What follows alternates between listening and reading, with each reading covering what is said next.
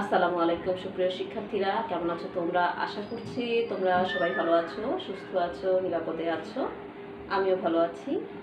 আমি রুমন আক্তার, প্রভাষক, হিসাব বিজ্ঞান বিভাগ, ঢাকা কলেজ, ঢাকা। আমার আজকের অনলাইন ক্লাসে তোমাদেরকে স্বাগত জানাচ্ছি। তো আমি তোমাদেরকে যে কোর্সটি পড়াই সেটি হচ্ছে ফিনান্স, ব্যাংকিং ও বিমা দ্বিতীয় পত্র, অর্থাৎ ব্যাংকিং আর বিমা। এই যে অংশটা রয়েছে আমাদের সেকেন্ড পার্ট, সেই পার্টের ব্যাংকিং অংশটা আমি তোমাদেরকে পড়াই। তো এর আগে আমরা ফিনান্স, ব্যাংকিং ও বিমা দ্বিতীয় পত্রের যে বইটি ছিল সেখানে যে 14টি অধ্যায় ছিল, মূলত সব কয়টি অধ্যায় কিন্তু তোমাদের কে পড়ানো হয়েছে, অনলাইনে ক্লাস নেওয়া হয়েছে। তো এখন আমরা তোমাদের রিভিউ ক্লাস শুরু করব। সেহেতু আমি আজকে ব্যাংকিংয়ের প্রথম যে অধ্যায়টি রয়েছে, ব্যাংক ব্যবস্থার প্রাথমিক ধারণা, এটি নিয়ে আমার ক্লাস শুরু করব। তো তোমরা সকলে জানো যে আমরা যখন গত বছর এপ্রিল মাস থেকে যে ক্লাসটি স্টার্ট হয়েছিল, শুরুতে আমরা অ্যাকাউন্টিং ক্লাস নিয়েছি, এরপরে ফিনান্স, ব্যাংকিং ও বিমা ক্লাস শুরু করেছিলাম। তো সেই ক্লাসের থেকে এই পর্যন্ত, এই ফেব্রুয়ারি মাসটা শেষ হয়েছে এই পর্যন্ত কিন্তু মোটামুটি 14টি চ্যাপ্টার তোমাদেরকে আমরা পড়িয়েছি। তো শুরুতে যখন আমি তোমাদের ক্লাস নিতাম সেই সময় কিন্তু এই ফিনান্স, ব্যাংকিং ও বিমার এই ব্যাংকিং বা ব্যাংক ব্যবস্থার প্রাথমিক ধারণা এই ক্লাসটি পড়ানো হয়েছিল। তো আজকে আমি আবার তোমাদেরকে এটি পড়াচ্ছি, এটি একটি রিভিউ ক্লাস। তোমরা যদি কোনো পড়া না বুঝো বা কোনো কিছু বুঝতে অসুবিধা হয় সেটি একটু নোট করে রাখবে, যেহেতু 23 তারিখ থেকে আমাদের কলেজ খুলে যাচ্ছে। আমি তোমাদেরকে সেখানে আলোচনা করে দিব, যেহেতু এটি একটি মানে একমুখী শিক্ষা, এখানে আমি একাই বলছি, তাই তোমাদের সমস্যাগুলো আমি বুঝতে পারছি না। সেহেতু তোমরা মানে অবশ্যই একটু কী করবা, যে জিনিসটা বুঝতে পারছো না বা তোমাদের আরও অধিক জানার প্রয়োজন আছে যে জায়গাটায়, সেই জায়গাগুলো কিন্তু তোমরা একটু নোট ডাউন করে রাখবে, এবং যখন কলেজটা খুলে যাবে, আমরা আমাদের রেগুলার ক্লাসে ফিরে যাব, সে সময় আমাকে দেখাবে। তাহলে আমি আরও ভালোভাবে তোমাদেরকে ওই বিষয়গুলো বুঝিয়ে দিতে পারবো। যেহেতু আগে যখন আমি তোমাদের ক্লাস নিয়েছি আমি বলেছিলাম যে কমেন্টসের মাধ্যমে আমাকে জানাও, তো কিছু ছাত্র হয়তো জানিয়েছো, কিছু জানাওনি, কিন্তু হয়তো তোমার মনে কোশ্চেন ছিল সেটা তুমি করতে পারোনি। হয়তো সেটা হতে পারে প্রযুক্তির সমস্যার কারণে, অথবা সেটা হতে পারে কোনো মানসিকতার কারণে, যে কোনো কারণে হোক হয়তো তুমি সেই কোশ্চেনটা করতে পারোনি। তো এখন যেহেতু আমাদের সুযোগ হয়েছে সেই কোশ্চেনগুলোর অ্যান্সার দেওয়ার, সেহেতু তোমরা যদি কোনো কিছু বুঝতে না পারো তাহলে সেটা নোট ডাউন করে রাখবে, এবং কলেজ খোলার পরে তোমরা যখন কলেজে আসবে আমাদের ক্লাসগুলোতে, তখন সেগুলো আমাদেরকে দেখাবে, এবং অবশ্যই আমরা সেগুলো সলভ করার চেষ্টা করব। তো আজকে আমি আমার ক্লাস শুরু করছি। আমি আগেই বলেছি তোমাদেরকে যে আমি তোমাদেরকে পড়াবো ব্যাংক ব্যবস্থার প্রাথমিক ধারণা। তো ব্যাংক ব্যবস্থার প্রাথমিক ধারণা যদি আমরা পড়তে চাই, তাহলে শুরুতে কী হয়, এই ব্যাংকটা কোথা থেকে আসলো, এই ব্যাংক শব্দটির উৎপত্তি কোথায়, আর এর ইতিহাসটা কি, সেটা আমাদেরকে জানতে হবে। আমাদের সামাজিক জীবনে বলি, বর্তমান আধুনিক জীবনে বলি, সব কিছুই কিন্তু অর্থকে ঘিরে কি প্রবর্তিত হয়। এই অর্থটা আমাদের সমাজ জীবনে, পারিবারিক জীবনে, ব্যক্তিগত জীবনে, রাষ্ট্রীয় জীবনে, মানে সব জায়গায় কিন্তু ওতপ্রোতভাবে জড়িয়ে আছে। এটা ছাড়া কিন্তু আমরা আমাদের জীবনটাকে কল্পনা করতে পারি না। আমাদের দৈনন্দিন যে কার্যাবলীগুলোকে আমরা নির্বাহ করি সেখানে কিন্তু অর্থের একটা প্রভাব থেকেই যায়। আর এই অর্থ থেকেই কিন্তু এসেছে ব্যাংক, অর্থাৎ অর্থের প্রয়োজনেই কিন্তু এসেছে ব্যাংক। মুদ্রা বা অর্থ যেমন ব্যাংকের জন্ম দিয়েছে, তেমনি ব্যাংকই করেছে এই অর্থকে করেছে গতিশীল, অর্থাৎ অর্থের গতিময়তা, অর্থের প্রচার প্রসার সব কিছুই কিন্তু এই ব্যাংকের মাধ্যমে ঘটেছে। তো এই যে ব্যাংকের মাধ্যমে ঘটলো, এবং আমি যেটা তোমাদেরকে বলছিলাম যে আমাদের সমাজ জীবনে, পারিবারিক জীবনে সব জায়গায় কিন্তু মানে অর্থটা খুব ওতপ্রোতভাবে জড়িয়ে আছে, তাই অর্থের সাথে সাথে কিন্তু ব্যাংকটাও জড়িয়ে আছে। আমরা হয়তো অনেকে ব্যাংকিং করি না, সরাসরি ব্যাংকে গিয়ে অর্থ জমা দিই না বা অর্থ উত্তোলন করি না, কিন্তু এর মানে এই না যে সে ব্যাংকের সাথে জড়িত নেই, সে কোনো না কোনোভাবে কিন্তু ব্যাংকের সুবিধা ভোগ করছে। যেমন যখন কারেন্ট বিলটা দিতে যায় একজন গ্রাহক, সে কি বিদ্যুৎ অফিসে গিয়ে জমা দেয়? আমার জানা মতে তো দেয় না, কারণ সেটার জন্য কিন্তু একটা নিয়ম রয়েছে যে কোনো একটা ব্যাংকের হয়তো একটা শাখায় দেয়, বা কোনো একটা নির্দিষ্ট ব্যাংক করে দেওয়া হয়েছে যে এই ব্যাংকে গিয়ে জমা দিতে হবে। তার মানে কি, যিনি ব্যাংকিং সরাসরি লেনদেন করছেন না তাকেও কিন্তু এই ব্যাংকের সাথে রিলেটেড থাকতে হচ্ছে। তাহলে আমরা একটা কথা কি বলতে পারি, যে আমাদের যে অর্থনৈতিক যে বিষয়টা রয়েছে, একটি দেশের অর্থনৈতিক কর্মকাণ্ডকে গতিশীল করতে, আরও পরিবর্তন করতে একটি সুসংগঠিত এবং সুশৃঙ্খল ব্যাংকিং ব্যবস্থা ছাড়া কিন্তু আসলে অসম্ভব। মানে ব্যাংকটা যতটাই সুসংগঠিত এবং সুশৃঙ্খল হবে ততই কিন্তু তোমার ব্যাংকিং সেক্টরটা স্ট্রং হবে এবং তোমার অর্থনৈতিক কর্মকাণ্ডগুলো কিন্তু আরও গতিশীল হবে। তো সেই লক্ষ্যে আসলে তোমাদেরকে এই ব্যাংকিংটা পড়ানো, যেহেতু তোমরা ইন্টারমিডিয়েট স্টুডেন্ট, তাই তোমাদেরকে অবশ্যই ব্যাংকিং কি, ব্যাংকের কার্যাবলী এগুলো সম্পর্কে জানার প্রয়োজন আছে। যেহেতু ব্যবসায় শিক্ষা বিভাগটা ব্যবসা বাণিজ্যের মানে ব্যবসা বাণিজ্যই তো আমরা তোমাদেরকে পড়াই, তাই এর সাথে কিন্তু এই ব্যাংকটা একদম ওতপ্রোতভাবে জড়িত।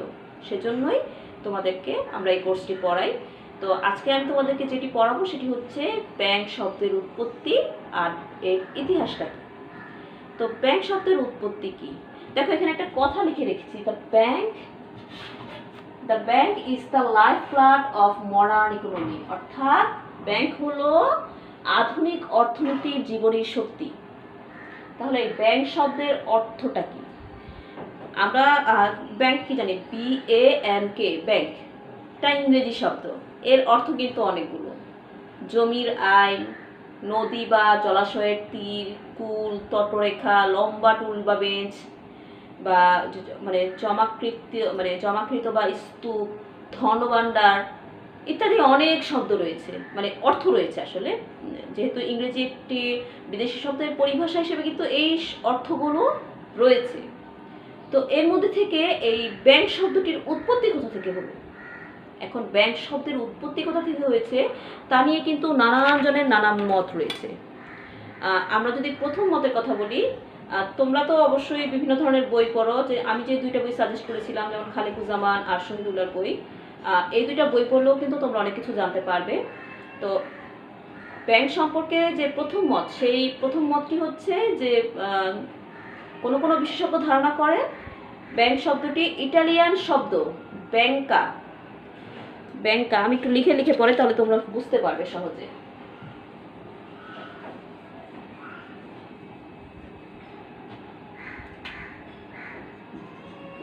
ব্যাংকা বা ব্যাংকো, ব্যাংকা বা ব্যাংকাস বা BSc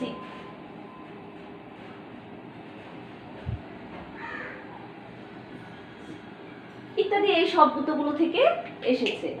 তবে যে বিষয়টা বেশি ধরা হয়, যে বলা হয় যে এই ব্যাংকো শব্দটি থেকে মানে ইটালির ব্যাংকো শব্দটি থেকে মূলত ইংরেজি ব্যাংক শব্দটি এসেছে।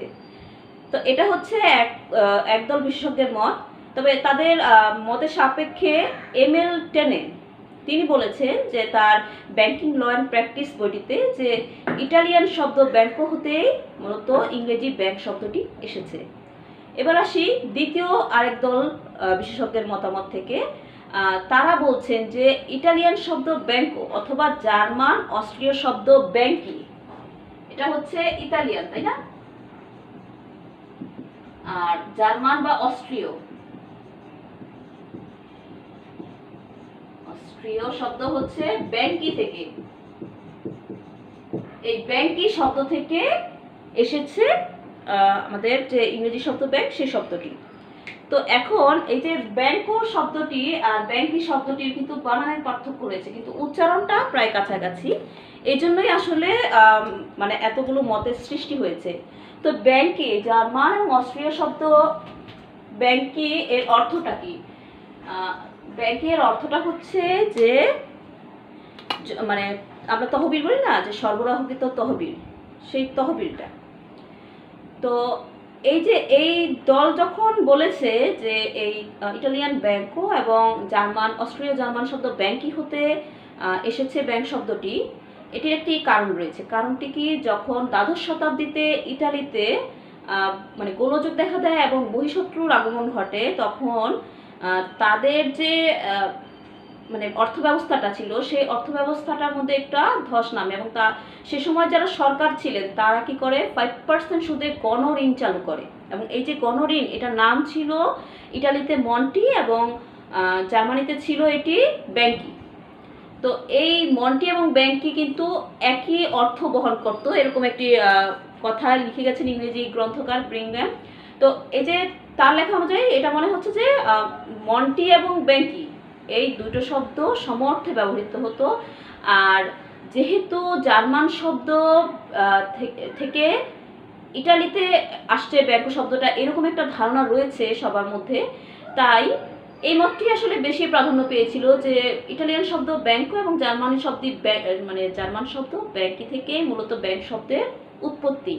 তো এর মধ্যে আবার আরও একদল আছেন বিশেষজ্ঞ যারা বলেছেন যে না, ইটালিয়ান জার্মান শব্দ থেকে নয়, শুধুমাত্র জার্মান শব্দ ব্যাংকি থেকেই এই ব্যাংক শব্দটির প্রচলন ঘটেছে।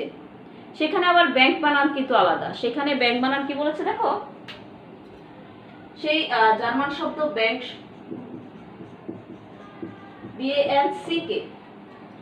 বিএএনসিকে এখানে দেখো বানানের কারণে কিন্তু অর্থেরও কিন্তু চেঞ্জ হয়ে যাচ্ছে।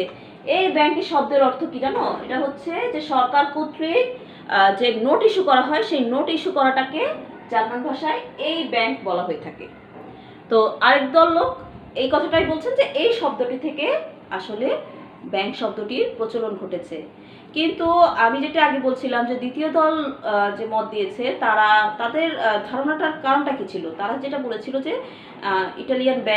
ইটালিয়ান ব্যাংকো এবং জার্মানির ব্যাংক কি শব্দ হতে যে এসেছে তার পিছনেও একটি কারণ ছিল। যে আমি তোমাদেরকে বললাম যে দ্বাদশ শতাব্দীতে ইটালিতে বহিঃশত্রুর আগমন ঘটে।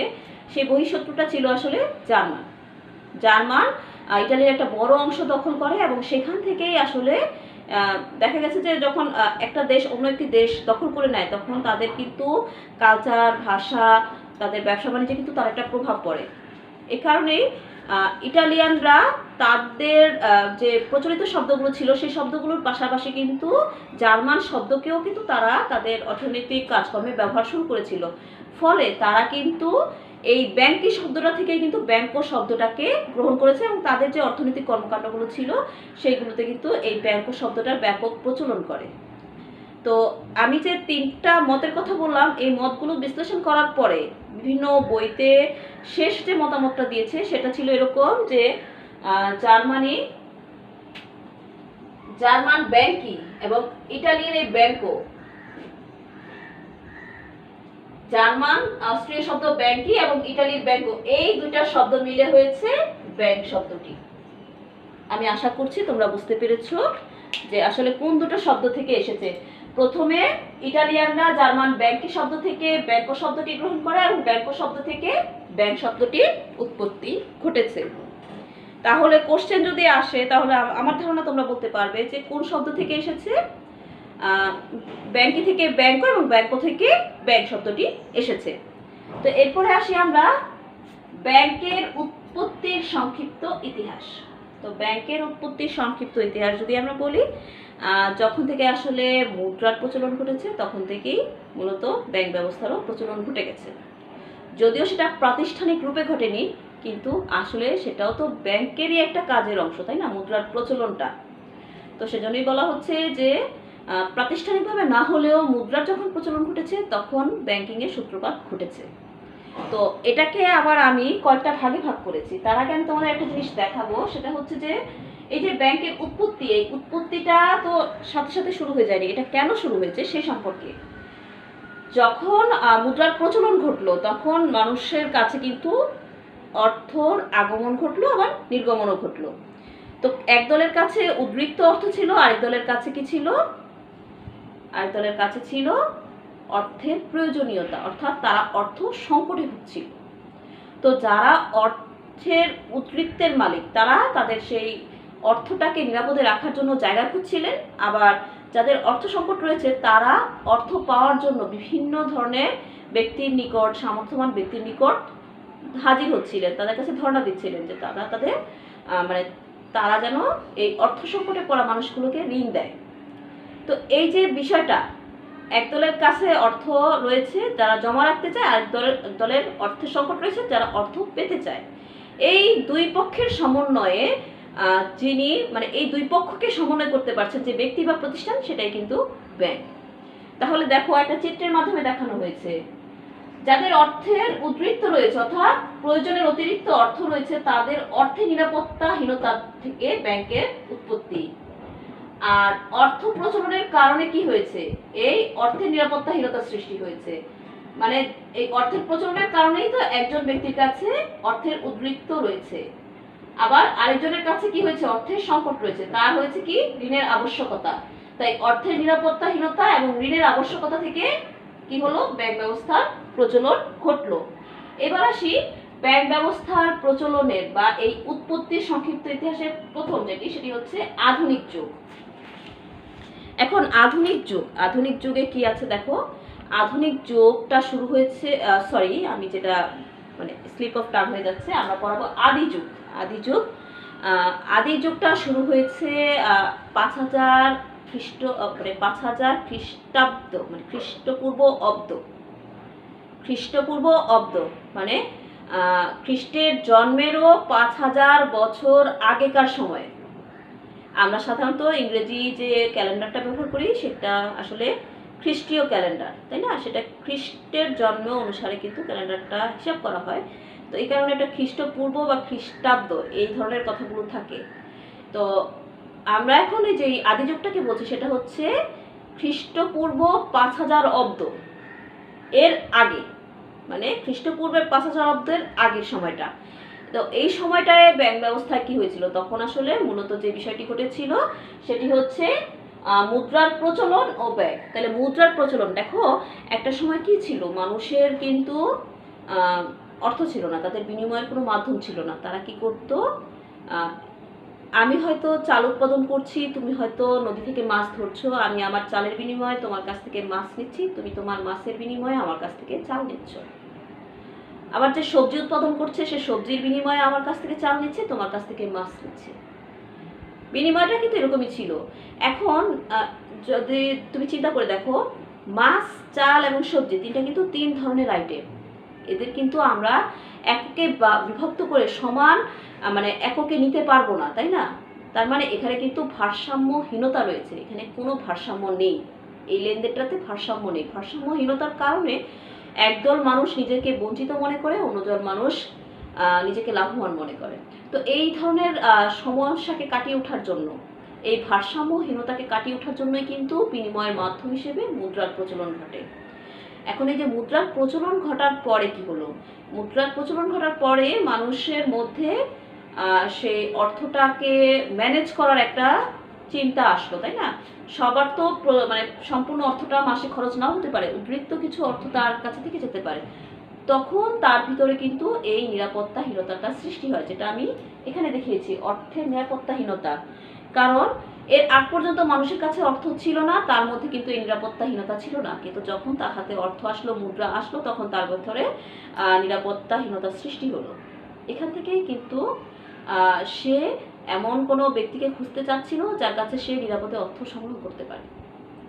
তো এটা হচ্ছে আসলে মুদ্রার প্রচলনটা, যেটা মূলত আমরা বলতে চাচ্ছি এখানে এই পার্টে যেটা হয়েছে সেটা হচ্ছে মুদ্রার প্রচলন হয়েছে। বিনিময়ের মাধ্যমে বিনিময়ের যে বাধা ছিল সেটা দূর করার জন্য মুদ্রার প্রচলনটা শুরু হয়েছে। অর্থনীতিবিদ হান্না একটি কথা বলেছেন যে মুদ্রার প্রয়োজনেই অর্থ এসেছে, যেটা আমি তোমাদের কিছুক্ষণ আগেও বলছিলাম যে মুদ্রা যেমন ব্যাংকের জন্ম দিয়েছে, ব্যাংক মুদ্রাকে কি করেছে, গতিশীল ও অর্থবহ করে তুলেছে। এবং এই প্রথমে এই আদি যুগে প্রথমে যেটা হচ্ছে খ্রিস্টপূর্ব 5000 অব্দের আগের সময়টাতে কিন্তু এই মুদ্রার প্রচলন ও ব্যাংকের সূত্রপাতটা ঘটেছিল। এরপরে দেখো লেখা আছে ঋণের ব্যবসায়ের প্রচলন ও ব্যাংক। তো এই যে আমি তোমাদেরকে বলছিলাম যে নিরাপত্তাহীনতা, সেই নিরাপত্তাহীনতা থেকে সে যখন এমন কোনো লোককে খুঁজে বের করার চেষ্টা করছে যার কাছে সে অর্থটা নিরাপদে সংরক্ষণ করতে পারবে, সেজন্য কিন্তু সে যেমন চাচ্ছে এমন একটা প্রতিষ্ঠান, এমন একজন ব্যক্তি, তেমনি আরেক দল যারা অর্থ সংকটে রয়েছেন তারাও কিন্তু চাচ্ছেন কি এমন একটা প্রতিষ্ঠান বা ব্যক্তি যার কাছ থেকে তারা প্রয়োজনে ঋণ নিতে পারবে। তো শুরুতে দেখা গেছে কি যে মানুষ যারা অর্থ সংকটে রয়েছে তাদেরকে কিন্তু এমনিতেই উপকার অর্থে ঋণ প্রদান করত, কিন্তু পরবর্তীতে কালক্রমে এই বিষয়টি কিন্তু সুদের মাধ্যমে ঋণ দানে পরিবর্তিত হয়ে যায় এবং পরবর্তীতে সমাজে এটাই প্রচলিত হয়ে যায় যে ঋণ দান করা হবে সুদের বিনিময়ে। এটাও ব্যাংকিং ব্যবস্থার একটি অন্যতম মানে আবিষ্কার। আর এই যে সময়টা যেটা ঋণের ব্যবসায় প্রচলন ও ব্যাংক, এই সময়টাতে কিন্তু আসলে এই মহাজন বা বিভিন্ন ব্যক্তি শ্রেণীর উদ্ভব ঘটেছিল। সোজা কথায় বলতে গেলে যারা অর্থ নিরাপদে রাখতে চায় এবং যারা অর্থকে কি করতে চায় যে ঋণ হিসেবে পেতে চায়, এই দুয়ের মধ্যে সমন্বয় করার জন্যই এই মহাজন বা বণিক শ্রেণী কিন্তু উদ্ভব হয়েছিল। তোমাদের আরও একটি কথা বলা দরকার যে যারা ঋণ দান করতে মানে ঋণ পেতে চায় এবং যারা ঋণ দান করতে চায় এবং যারা অর্থের নিরাপত্তা বিধান করতে চায়, দেখো এখানে কিন্তু তিনটি পক্ষ, তাই না? তো এই তিনটি পক্ষের মধ্যে যখন সমন্বয় সাধিত হলো, সেই সময়টাতে কিন্তু ব্যাংক ব্যবস্থার ধারণাটি অনেক জোরালোভাবে এসেছিল। আমি আরেকটু সহজ করে বলি, ধরো যখন একই ব্যক্তি একই সাথে অর্থের নিরাপত্তা বিধান করতে চায় এবং ঋণ দান করতে চায়, ওই একই ব্যক্তি যখন একটাই প্রসেসে কাজটি করতে যায়, তখনই কিন্তু ব্যাংকিং ব্যবস্থার কি হলো, মানে সূত্রপাত হলো, ভিত্তি প্রস্তর স্থাপিত হয়ে গেল। তো এটাই ছিল মানে এই সময়টা কখন, যখন ঋণের ব্যবসায়ের প্রচলন ব্যাংক, মানে এটাও কিন্তু আদি যুগেই ঘটেছিল। এবার আসি প্রাচীন যুগে। প্রাচীন যুগ শুরু হয়েছিল খ্রিস্টপূর্ব 5000 অব্দ থেকে। তো 5000 অব্দ থেকে শুরু হয়ে এটি 400 অব্দ পর্যন্ত ছিল, পুরোটাই কিন্তু খ্রিস্টপূর্ব। তো এই সময় বিভিন্ন ধরনের সভ্যতা দেখা গেছে, তার মধ্যে আমি কয়েকটা সভ্যতা নিয়ে আলোচনা করব তোমাদের সামনে।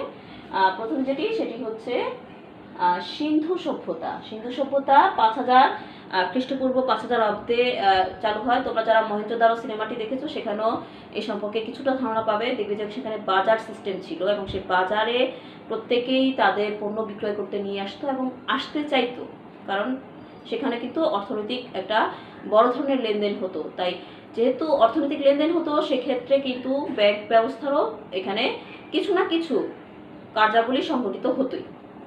তো এই সময়টাতে আসলে দেখা গেছে যে বিভিন্ন ধরনের তথ্য উপাত্ত যেগুলো বিশ্লেষণ করা হয়েছে এই সিন্ধু সভ্যতার ইতিহাস নিয়ে, সেখানে দেখা গেছে তাদের যে ওই সময়কার যে লোকজন ছিল, তাদের বাণিজ্য কিন্তু রোম, মিশর, তারপরে গ্রিস পর্যন্ত তাদের সাথে লেনদেন কার্যক্রম চালাতো। যে বাণিজ্যিক কার্যক্রমটা সেটা রোম, মিশর, গ্রিস পর্যন্ত তাদের বাণিজ্যিক কার্যক্রম বিস্তৃত ছিল। ফলে তাদের মধ্যে অবশ্যই কিছু না কিছু ব্যাংকিং কার্যক্রম সম্পাদিত হতো। মানে লেনদেনের তথ্য যেহেতু রয়েছে, সেহেতু ব্যাংকিং কার্যক্রমের সংগঠিত হওয়ার তথ্যটাও কিন্তু রয়েছে। এরপরে আসি ব্যাবিলনীয় সভ্যতা। আমরা জানি, অনেক শুনেছি না, ব্যাবিলনের শূন্য উদ্যান নেবুচাঁদ-নেজার এটি বানিয়েছিলেন। তো সেটা বিষয়ে আমি পড়াবো না, আমি পড়াবো ব্যাবিলনীয় সভ্যতা নিয়ে। ব্যাবিলনীয় সভ্যতায় কিন্তু প্রথম একটি গুরুত্বপূর্ণ বিষয় গড়ে ওঠে, সেটি হচ্ছে উপাসনালয় ব্যাংকিং। উপাসনালয় ব্যাংকিংটা কি? যেহেতু মধ্যযুগে এটা আমি পড়াচ্ছি তোমাদের প্রাচীন যুগ। প্রাচীন যুগে উপাসনালয়গুলোকে মানুষ বিশ্বাস করত। তারা ভাবতো যে এখানে কোনো ধরনের মানে চোর ডাকাতি হবে না। সবাই খুব ভয় পেত, সৃষ্টিকর্তাকে ভয় পেত এবং এই জায়গাটিকে তারা সবসময় নিরাপদ রাখার চেষ্টা করতো। চোর ডাকাত বলো বা সাধারণ মানুষ বলো, সবাই কিন্তু খুব ভয় পেত। ফলে এই উপাসনালয়কে সবাই যেহেতু নিরাপদ মনে করতো, তাই যাদের হাতে উদ্বৃত্ত অর্থ ছিল তারা তাদের অর্থটা এই উপাসনালয়ের পুরোহিতগণের কাছে জমা রাখতো। এবং পুরোহিতগণ কিন্তু এখানে খুবই গুরুত্বপূর্ণ ব্যক্তি ছিলেন, যারা এই অর্থনৈতিক কাজগুলোকে সম্পাদন করতেন। এই পুরোহিতগণ কি করতেন? যারা অর্থ কষ্টে থাকতেন তাদেরকে অর্থ ঋণ হিসাবে প্রদান করতেন। তবে সে সময় এই অর্থ ফেরতের কিন্তু নিশ্চয়তাটাও ছিল এবং এগুলো তখন কিন্তু মানুষ মুখে মুখে কথা বলতো এবং কথার অনেক মানে দাম ছিল।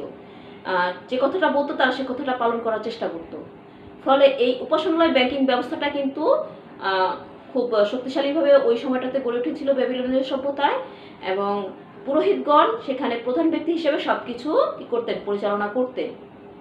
তো ইতিহাস থেকে লক্ষ্য করা যায় যে ওই সময়টাতে জমা রসিদ, উত্তোলন রসিদ, তারপরে বিনিময় বিলের মতো বা চেক, নোটসের মতো বিষয়গুলো কিন্তু চালু ছিল। এ সম্পর্কে কিছু দালিলিক প্রমাণ পাওয়া গিয়েছে। তো এরপরে আসি আমরা বৈদিক যুগ। বৈদিক যুগটা হচ্ছে খ্রিস্টপূর্ব 2000 থেকে 1000 অব্দ পর্যন্ত। ওই সময়টাতে আমরা যদি হিন্দুদের যে ধর্মগ্রন্থ রয়েছে বেদ ও মনু, সেটা বিশ্লেষণ করলে দেখা যায় যে সেখানে ঋণ ও সুদের কথা কিন্তু বলা হয়েছে। অর্থাৎ ওই সময় যে সমাজ ব্যবস্থাটা প্রচলিত ছিল, সেই সমাজে কিন্তু এই ঋণ এবং সুদের প্রচলন ছিল, যেটা ব্যাংকের একটি অন্যতম বিষয়। এরপরে আসি রোমান সভ্যতা। রোমান সভ্যতা হচ্ছে খ্রিস্টপূর্ব 1000 অব্দ পর্যন্ত, মানে 1000 অব্দে প্রতিষ্ঠিত হয়েছিল। এবং সেই রোমান সভ্যতায় একটি বিষয় খুবই লক্ষণীয় যে সেখানে যারা ছিলেন তারা কিন্তু নিয়ম মাফিক আর্থিক কারবার করতেন। নিয়ম মাফিক আর্থিক কারবার বলতে তারা কিন্তু সেজন্য বিভিন্ন ধরনের ডকুমেন্ট সংগ্রহ করতেন, মানে সংরক্ষণ করতেন। জমা রসিদ, উত্তোলন রসিদ, তারপর হচ্ছে ব্যাংক ড্রাফট নোটসের মতো বিভিন্ন ধরনের চেকের মতো বিভিন্ন ধরনের দালিলিক যে তথ্য প্রমাণ রয়েছে সেগুলো পাওয়া গেছে। সেই সময় তো চালু ছিল, মানে ব্যবসায়ীরা সেই সময় এগুলো চালু করেছিলেন। আরও একটি বিষয় ছিল যে এই সময়টাতে কিন্তু লোন ব্যাংক, মানে লোন ব্যাংকটা কি বলতো, যে ঋণ ব্যাংক প্রতিষ্ঠিত হয়েছিল ওই সময়টাতেই।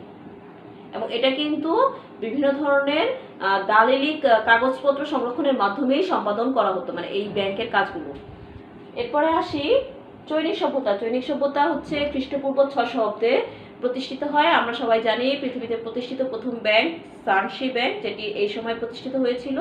এই সানশি ব্যাংক কিন্তু একটি মানে এমন একটি ব্যাংক ছিল যে ব্যাংকটি শুধু ঋণ দান করতো বা আমানত সংগ্রহ করতো এরকম না, এছাড়া আরও অনেক ধরনের ব্যাংকিং কার্যাবলী কিন্তু সম্পাদন করত।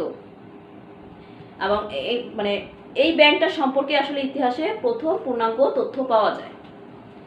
এরপরে যেহেতু আমি প্রাচীন যুগে কিছু সভ্যতা সম্পর্কে আলোচনা করলাম, আরও অনেক সভ্যতা রয়েছে। গ্রিস সভ্যতা, মেসোপটেমিয়া সভ্যতা, পারস্য সভ্যতা ইত্যাদি আরও অনেক ধরনের সভ্যতা কিন্তু এই প্রাচীন যুগেই দেখা গিয়েছিল।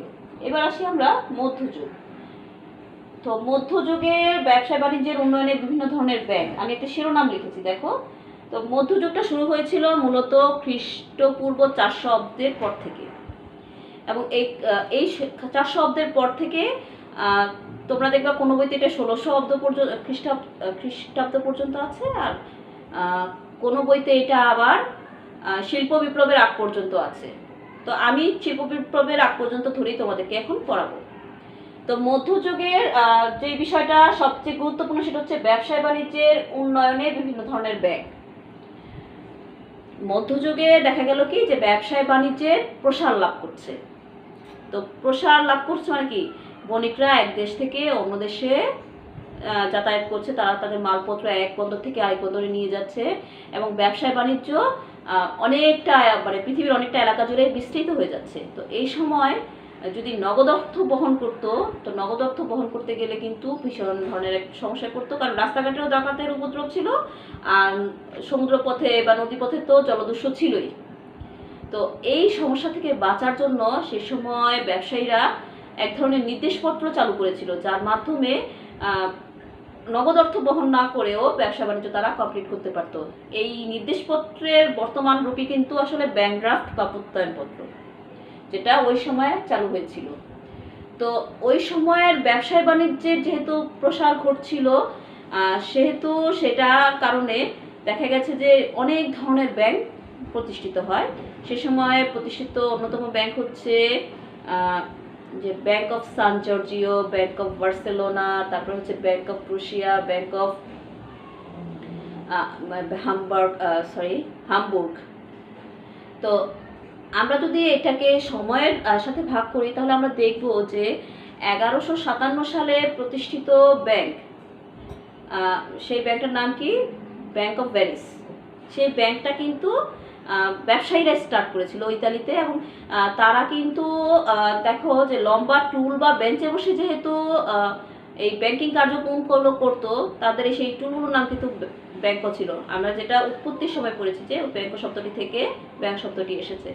তো তারাই এই যে মহাজন শ্রেণী, ইটালির এই মহাজন শ্রেণী, স্বর্ণকার শ্রেণী, ব্যবসায়ী শ্রেণী কিন্তু এই ব্যাংকিং ব্যবস্থাটাকে অনেকটাই গতিশীল করেছিল। এবং এই গতিশীলতার কারণেই তারা কিন্তু ব্যাংক ব্যবস্থার প্রচলন ঘটায় এবং তারা বিভিন্ন ধরনের ব্যাংক প্রতিষ্ঠা করে। তো তার মধ্যে অন্যতম যেটি বললাম 1157 সালে ব্যাংক অফ ভেনিস প্রতিষ্ঠা করে।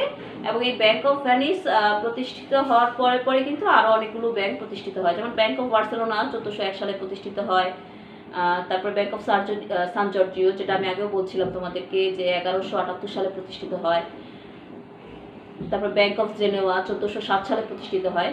তো এই ধারাবাহিকতায় কিন্তু আস্তে আস্তে দেখো একটা বিষয় হলো যে সরকারও একসময় কিন্তু এই ব্যাংকের প্রয়োজন উপলব্ধি করলো, যেটাকে বলা হচ্ছে যে রাষ্ট্রীয় ব্যাংক ব্যবস্থা সংহতকরণ। মধ্যযুগের একটা পর্যায়ে এসে সাধারণত আমি যদি স্পেসিফিকলি বলি যে 1600 যে খ্রিস্টপূর্ব রয়েছে, খ্রিস্টাব্দ রয়েছে, সেই খ্রিস্টাব্দের পর থেকে আসলে ব্যাংক ব্যবস্থায় একটা যুগান্তকারী পরিবর্তন আসে। যে সেই পরিবর্তনটা কি, এখানে সরকারি বা পাবলিক যে ব্যাংকিং সেক্টর সেটা কিন্তু স্টার্ট হয়। সরকারি মানে মনোনয়নে বা সরকারের পৃষ্ঠপোষকতায় ব্যাংক ব্যবস্থা গতিশীলতা আসে এবং সরকার, বিভিন্ন দেশের সরকার নিজেরাই ব্যাংক প্রতিষ্ঠায় এগিয়ে আসে। দেখা গেছে যে রাষ্ট্রীয় যে আয় ব্যয়, তারপরে রাষ্ট্রীয় যে বিভিন্ন ধরনের তথ্যের অর্থের রক্ষণাবেক্ষণ, দলিলপত্রাদি সংরক্ষণ ইত্যাদি কাজের জন্য আসলে রাষ্ট্রীয় সরকারগুলো, বিভিন্ন ধরনের রাষ্ট্রীয় সরকারগুলোই ব্যাংকের প্রয়োজনীয়তা উপলব্ধি করে। ফলে এই বিভিন্ন দেশের সরকার এই মানে কেন্দ্রীয় ব্যাংক বলি বা রাষ্ট্রীয় ব্যাংক মানে স্থাপনে এগিয়ে আসে এবং সে সময়তে মূলত আসলে রিক্সব্যাংক অফ সুইডেন প্রতিষ্ঠিত হয়। তবে 1609 সালে প্রথম যেই ব্যাংকটি রাষ্ট্রীয় ব্যবস্থায় প্রতিষ্ঠিত হয় সেটি হচ্ছে ব্যাংক অফ আমস্টারডাম। তারপরে 1619 সালে যেটা আমি বলছিলাম ব্যাংক অফ হামবুর্গ। তারপরে 1656 সালে হয় রিক্সব্যাংক অফ সুইডেন, যেটাকে প্রথম সরকারি সনদপ্রাপ্ত ব্যাংক হিসেবে আমরা জানি। যে তোমাদের কোশ্চেন আছে পৃথিবীর প্রথম সনদপ্রাপ্ত ব্যাংক কোনটি, অ্যান্সার করো রিক্সব্যাংক অফ সুইডেন। এটি 1656 সালে প্রতিষ্ঠিত হয় এবং এর ধারাবাহিকতায় 1694 সালে ব্যাংক অফ ইংল্যান্ড, যেটি পৃথিবীর প্রথম সুসংগঠিত কেন্দ্রীয় ব্যাংক হিসেবে স্থাপিত হয়। এবং এই যে কেন্দ্রীয় ব্যাংক স্থাপিত হলো, এটা কিন্তু মধ্যযুগে স্থাপিত হয়েছে। এছাড়া ব্যাংক অফ প্রুশিয়া, তারপরে হচ্ছে bank of national bank of Hindustan বা হিন্দুস্তান ব্যাংক, আমি এক্স্যাক্টলি বলি হিন্দুস্তান ব্যাংকই বললাম, সেটা 1770 সালে প্রতিষ্ঠিত হয়েছে। তো এই যে ব্যাংকগুলো আস্তে আস্তে প্রতিষ্ঠিত হয়েছে, এই শিল্প বিপ্লবের আগ পর্যন্ত কেন্দ্রীয় ব্যাংক কিন্তু প্রতিষ্ঠা হওয়া শুরু করলো। এরপরে এই ধারাবাহিকতায় আমরা যদি আধুনিক যুগে আসি, যেটাকে আমি শিল্প বিপ্লবের পরে ধরেছি, সেই শিল্প বিপ্লবের কারণে কিন্তু কি হলো, সারা বিশ্বে, শুধু যে একটা দেশের অভ্যন্তরে তা কিন্তু না, সারা বিশ্বেই একটা ব্যাপক পরিবর্তন আসলো ব্যবসা বাণিজ্যের জগতে। অধিক উৎপাদন, অধিক বিনিয়োগ, অধিক মুনাফা, তারপরে হচ্ছে ধরো অধিক রিস্ক, সব কিছু কিন্তু মিলেমিশে একাকার হয়ে গেল ওই সময়টাতে। এবং তখন যে বিষয়টি বিশেষভাবে লক্ষণীয় ছিল যে বিনিয়োগের জন্য শেয়ার ছাড়া শুরু করলো।